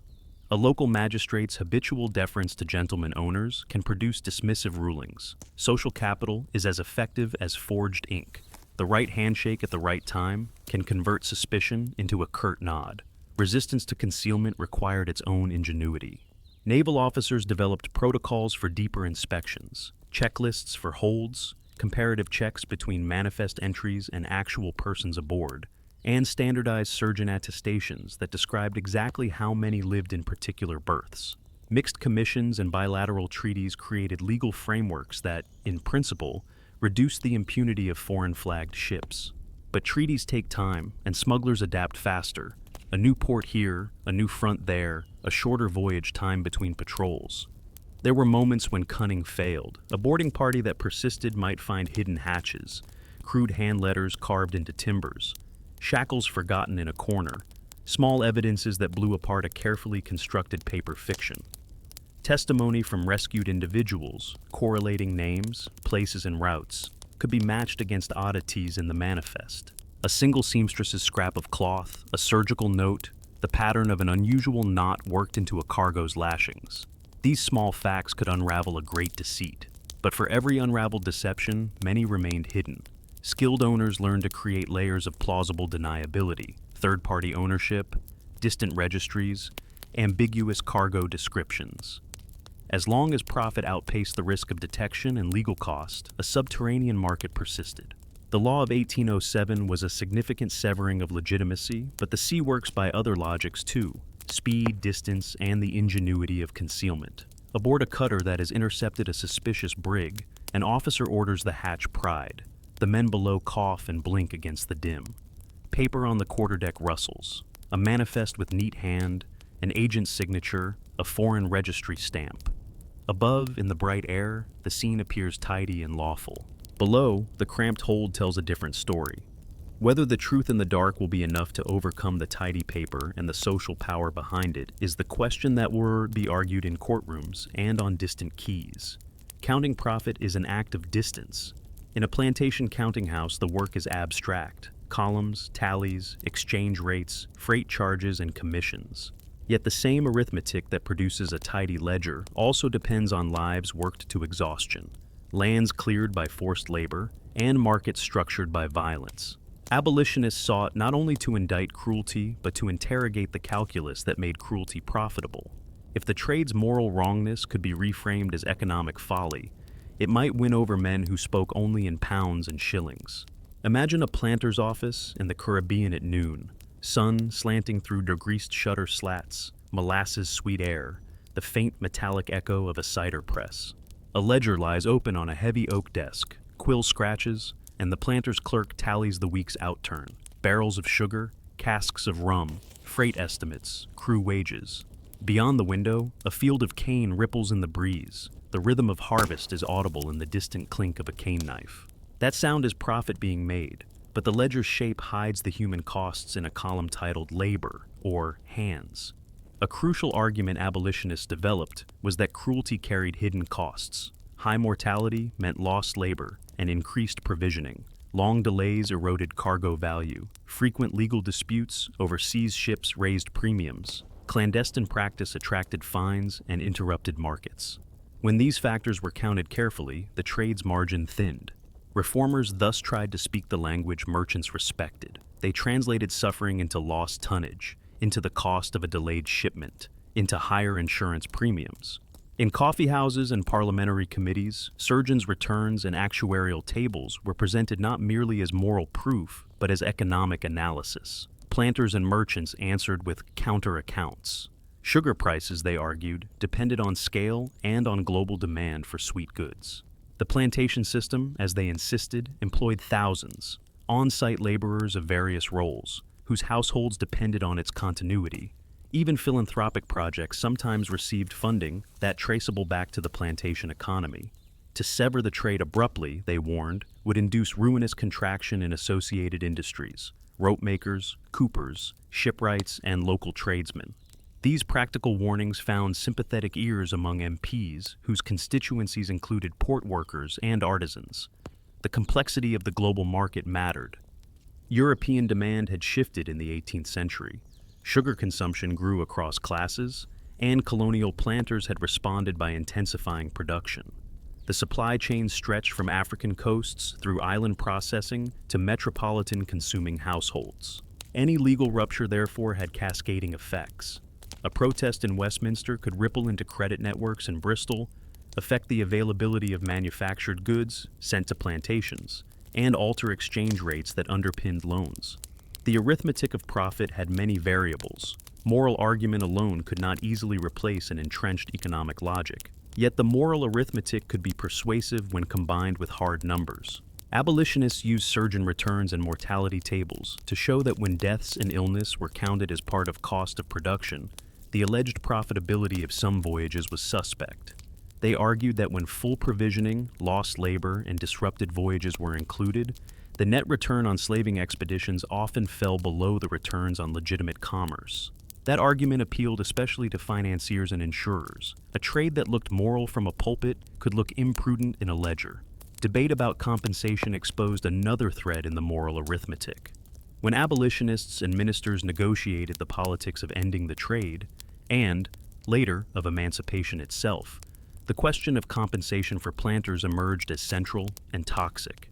Who would pay for sudden market loss? Would the state use public funds? For many reformers, compensation felt like moral defeat, paying those who profited from oppression to free the oppressed. But for ministers charged with maintaining political stability, compensation was a pragmatic means to buy quiet and prevent violent economic collapse. This compromise would reappear in later legislative battles and would shape the post-abolition economy in ways that left deep ethical ambivalence. Merchant strategies adapted in response to legal pressure and shifting moral climate.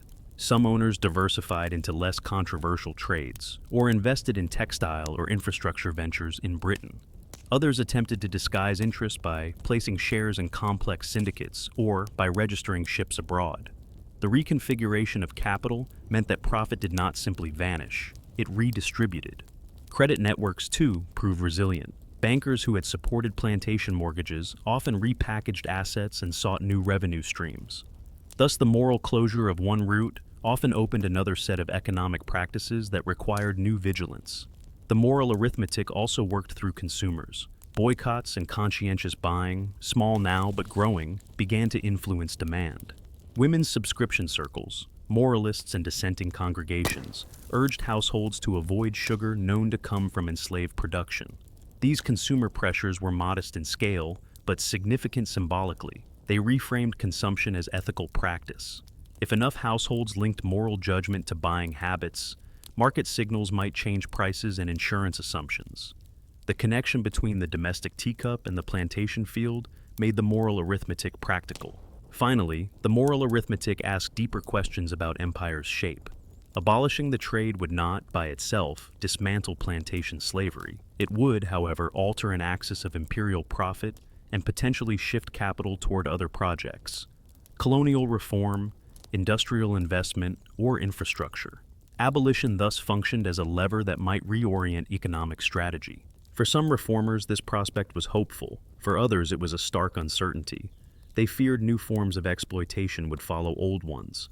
In a dim counting house, a clerk closes the ledger and steps outside into the sugar-dusted air. He leans against the parapets and watches a ship's stern disappear into the horizon.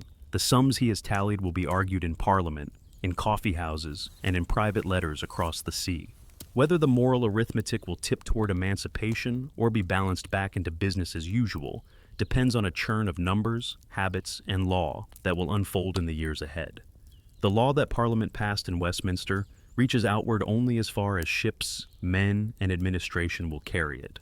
On the West African littoral, that translation was tested every day. Freetown, a settlement founded at the end of the 18th century as a refuge and resettlement site for freed and destitute Africans and black loyalists, became a practical and symbolic hub, a place where rescued people might be landed, where naval officers could find supplies, and where surgeons could treat the sick. It was a port that carried both hope and logistical strain. Naval commanders soon discovered that capturing a slaver was only the beginning. A seized vessel required a prize crew or an escort to a suitable port, careful preservation of legal papers, and immediate medical attention for those aboard. Quarantine problems were urgent. Fever, dysentery, and scurvy ravaged both rescued people and the crews that attempted to help them. Landing dozens of people at a small coastal station demanded food, shelter, and medical care that colonial administrations were often unprepared to provide. The humanitarian burden of a single capture could overwhelm a frail shore installation. Mixed judicial institutions developed as administrative responses. Where bilateral treaties existed, mixed commission courts or local admiralty courts could examine evidence and decide whether a capture warranted condemnation and liberation. These courts demanded documentation, manifests, surgeon attestations, witness statements, and judges trained to translate maritime practice into legal findings. The patchwork of commissions and courts, dependent on diplomatic arrangements and local capacities, produced uneven results. Some captures led quickly to condemnation and resettlement, others stalled in legal limbo for months. The human question of settlement was intractable. Liberated people, often described in contemporary records as recaptives or liberated Africans, arrived speaking diverse languages, carrying different cultural practices, and bearing deep trauma. Some could be repatriated when kinship links were traceable. Many could not. Freetown and other settlements became places of resettlement where some found new lives, joined emerging congregations, apprenticed into trades, or worked on public projects. Yet resettlement also carried tensions. Cultural dislocation, disputes over land and labor, and the heavy imprint of institutional regimes intended to manage vulnerability. Operationally, patrols adapted tactics to local conditions. Smaller, fast-sailing cutters were valuable for chasing canoes, and small slavers close to shore. Frigates provided the endurance to cruise longer stretches. Prize crews learned how to secure evidence and to transport captured ships safely to courts, where condemnation might be obtained. Naval logs and surgeons' returns became crucial legal documents. So, boarding parties were instructed to preserve manifests, maintain a chain of custody, and record detailed witness statements. Over time, routines and standard forms improved the odds that evidence would be admissible and persuasive. Disease remained the single most dangerous adversary. The West African coast had a fearsome reputation for a reason. Yellow fever, malaria, and other illnesses exacted a high toll on crews and civilians alike. That reality limited how long vessels could remain on station, reduced the effectiveness of sustained patrols, and weakened administrative continuity ashore. Medical knowledge of the period offered only partial protection, and the scarcity of reliable quarantine infrastructure meant that rescued people and rescuers alike faced high morbidity and mortality in the days after capture. Diplomacy constrained naval action. Without reciprocal treaties or clear rights to search foreign-flagged vessels, boarding could provoke diplomatic incidents. Ministers in London negotiated bilateral agreements to permit searches and to establish adjudicative mechanisms, but such treaties were piecemeal and slow to expand. Wherever foreign ports remained permissive of slaving, a captured vessel might be condemned in one jurisdiction and reappear under another flag through transfers of ownership or clever paperwork. Legal victory in one court did not always translate into lasting operational closure. The economic and social consequences ashore were visible and complex. Freetown grew into a diverse, precarious urban space where liberated people, British officers, missionaries, and merchants crossed paths. Employment opportunities were limited. Many liberated Africans were apprenticed or employed on public works. Land disputes, cultural tensions, and the uneven distribution of charitable aid produced friction. Yet these settlements also became places where some people forged communities, married, and raised children who would claim new identities in coastal towns. Local collaboration mattered enormously. African rulers, traders, and coastal intermediaries could be either obstacles or partners. In some cases, chiefs resisted slavers and cooperated with naval patrols. In others, they profited by participating in coastal procurement networks that fed export slaving. British officials learned that enforcement required on-the-ground intelligence, local alliances, and negotiated arrangements that rewarded cooperation or punished complicity. Enforcement was as much diplomatic and social work as it was maritime policing. Enforcement exposed moral paradoxes. Sailors and officers who risked fever and hardship sometimes developed strong sympathies for the liberated and carried their testimony home.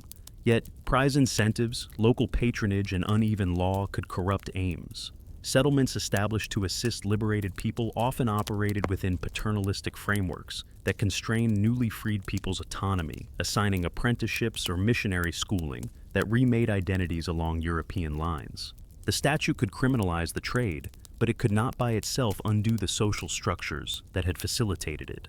Practical reform followed hard lessons.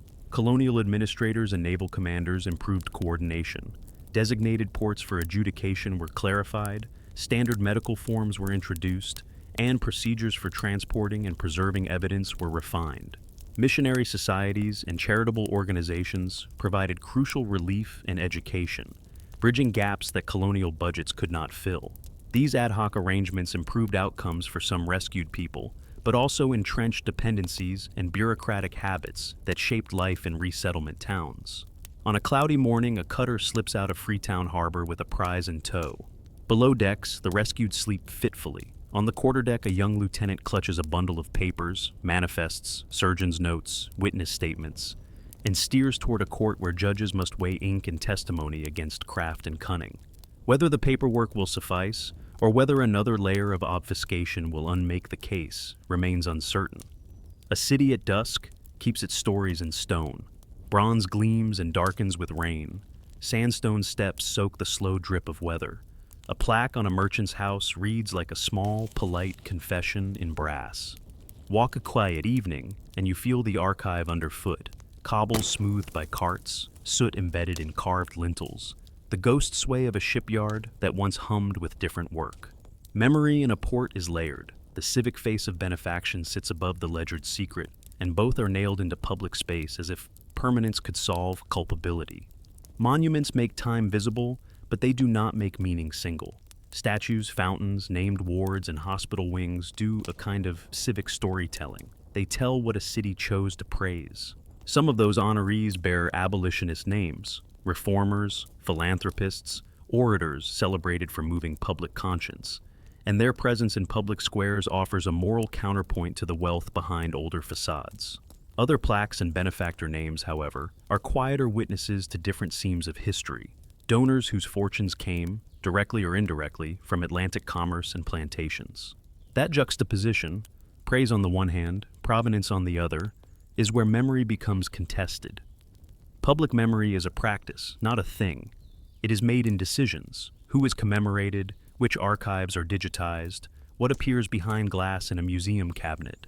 Curators choose objects: a surgeon's return, a slave collar, a captain's log, and arrange them into narratives. Those narratives can make visible connections: a pewter sugar bowl displayed with the ledger entries that bought it, a parish plaque hung next to a surgeon's report that describes the cargo behind the donor's wealth. Exhibitions that place material culture beside documentary evidence press visitors to see not only beauty, but provenance, not only civic pride, but the costs that produced it. Contestation often plays out in ordinary civic acts. A council debates whether to keep a plaque on a town hall. A university considers whether a benefactor's portrait should remain in the dining hall. A local museum rewrites a label to add context where there had been only praise. These bureaucratic arguments feel mundane, but they are moral work. They force communities to decide how to tell stories and whom to center. For some, adding contextual plaques or explanatory panels is redress enough. For others, visible removal, renaming, or reparative projects are the only honest response. Every choice reshapes civic memory. Memory is also plural. There are public commemorations that celebrate abolitionist courage, petitions presented to Parliament, the images of the Brooks Plate, or the speeches of a committed MP. Then there are private memories kept by families and by diasporic communities, oral histories of capture and survival, songs that traveled across oceans, recipes that survive as embodied memory, museums and archives that invite community voices to contribute artifacts, testimony, and interpretation produce richer, more contested exhibitions. When a museum invites descendants to co-curate, the object moves from display to dialogue. The narrative ceases to be single author. The archive itself is a contested terrain. Not all voices were recorded, not all lives left paper. Surgeons' journals, ledgers, and parliamentary minutes reflect literate, often elite perspectives. The voices of the enslaved were harder to capture, and are therefore partial in the historical record. Recovering those voices requires imaginative, careful work. Reading silences, attending to marginalia, piecing together oral fragments, and listening to material traces, patterns of wear on a tool, the stitching on a garment, pollen trapped in a seam. Historians, archaeologists, and community researchers labor to assemble those broken archives into fuller accounts. Memory also presses on institutions of learning and power. Universities and museums confront their own histories when benefactors' names are linked to colonial commerce. Some institutions have undertaken provenance research, published findings, renamed buildings, or established funds for community projects. Others have resisted, citing archival complexity or fear of erasing history. The resulting debates are never purely academic. They trigger civic reflection and often political pressure. How institutions answer affects what citizens learn and what future generations inherit. Commemoration has a performative dimension too. Annual rituals, memorial services, lectures, community marches, educational programs in schools keep memory active. These rituals allow a society to rehearse values, to praise courage, and to acknowledge harm. They also provide openings for critique. A lecture program can both remember abolitionist courage and interrogate the limits of that courage, asking who won what, at what cost, and whether the legal change truly addressed deep inequalities. Reparative practices have multiplied in recent memory work. Some towns invest in educational trusts, community heritage projects, or scholarships for descendants of enslaved people. Others commission research into the provenance of collections, place interpretive plaques on merchant houses, or fund archaeological projects that investigate the material traces of trade, wharves filled and buried, slipways repurposed, or estates whose landscape was reshaped by plantation wealth. These projects do not erase the past. They make it legible in full complexity and, in some cases, attempt a modest material reckoning. Yet memory can calcify into simplification if not carefully handled. Celebrating abolition without acknowledging the broader web of colonial exploitation risks turning moral action into a tidy narrative of national virtue. Conversely, focusing only on culpability without recognizing the long, difficult work of local insurgency, testimony, and legal struggle can flatten the moral texture of history. The work of public historians is to hold both threads, to recognize the harm, to credit courage, and to lay bare the systems that made both possible. At the center of contested memory are people, descendants, activists, curators, civic leaders, who press for honest narratives. Their claims are not merely retrospective. They argue that the way a community remembers its past shapes its present institutions and obligations. Statues and plaques matter because they teach, and what a child learns on a school trip can reframe civic imagination for decades. Memory is thus forward-looking. It asks what justice looks like now and what the responsibilities of the present are to history's living heirs. On a damp morning, a small group assembles by a venerable building. A curator lays out documents. A teacher reads an extract of testimony. A young person listens and asks a blunt question about an inscription that praises a donor.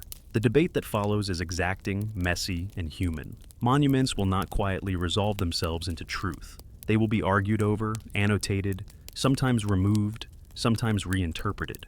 How that argument is held, with attention to evidence, with space for voices once silenced, and with a willingness to act, will shape what the final chapter of this story says.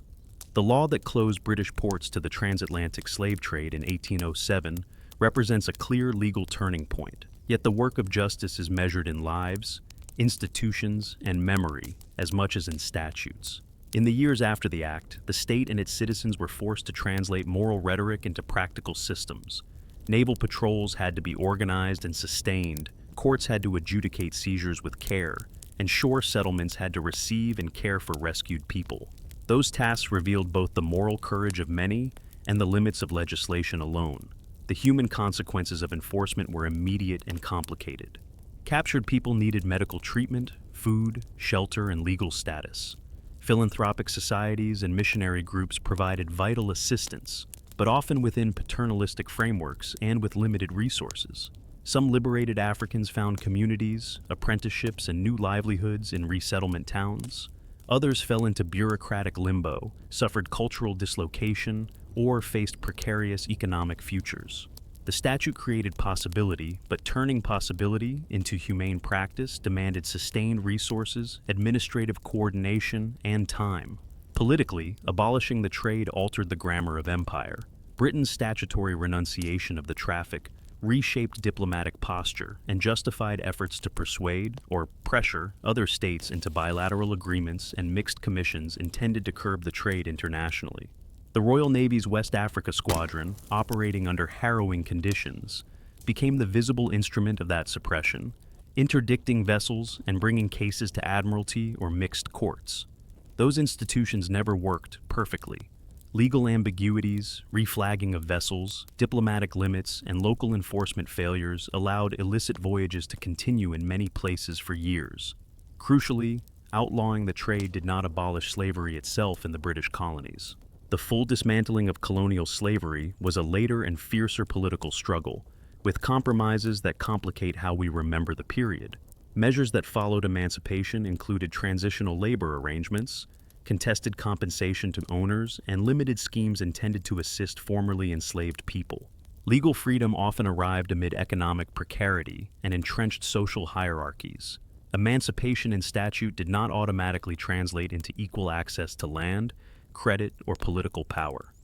Memory and commemoration further complicate legacy. Civic benefactions, hospital wings, plaques, endowed chairs, often stemmed from wealth tied to colonial commerce, and those public displays long masked provenance. Only gradually did archives, local activists, and scholars insist upon contextualizing collections and plaques. Museums began to pair objects with documents that explain origins. Towns debated inscriptions and names. Schools introduced more complex accounts of local history. The Brooks engraving, Equiano's narrative, Surgeons' returns and thousands of parish petitions remain central evidence because they made suffering legible and pressed citizens to ask uncomfortable questions. Economic capital did not vanish with legal prohibition. Merchants, insurers, and financiers redirected investment into industry, infrastructure, and other commercial ventures, reshaping metropolitan economies and political alliances. That redistribution altered class formations and meant that the ending of one route of profit did not automatically produce economic justice for those dispossessed. Reformers recognized that moral change needed to be accompanied by economic measures, relief, education, land policy, and access to credit, to make legal freedom durable for the formerly enslaved. The most important measure of progress is human. Abolitionists, ordinary people who gathered signatures, copied surgeons' returns, hosted petitions, and published testimony, show how cumulative civic labor can alter law and public sentiment. Their witness, together with the accounts of the formerly enslaved and the depositions of sailors and surgeons, created a resonant archive that pressed Parliament to act. Yet the aftermath shows the limits of statute alone. Discrimination, precarious labor, and restricted opportunity endured, and the long work of inclusion and memory took generations.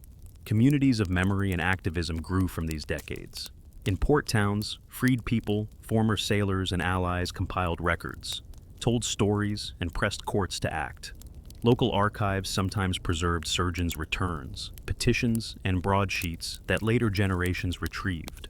Courts and naval administrations learned from early failures, improving how evidence was preserved and how rescued people were treated. Mixed commissions and bilateral agreements created imperfect but important templates for international cooperation against human trafficking. So, the victory of 1807 must be held as both real and provisional. It demonstrates that persistent moral advocacy, careful documentary work, and strategic political action can change law and public norms.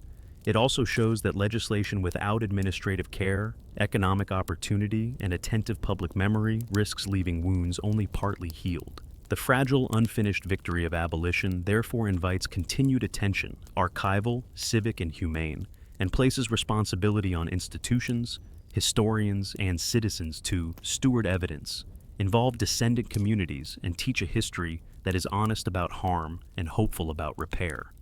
A tide pulls at the quay and the city shifts. The river keeps the ledger's imprint and, with it, the responsibility of remembering and acting. The legal hinge of 1807 opened a new chapter, but the work of justice, settlement, restitution, memory, and education unfolded over decades and continues to demand vigilance.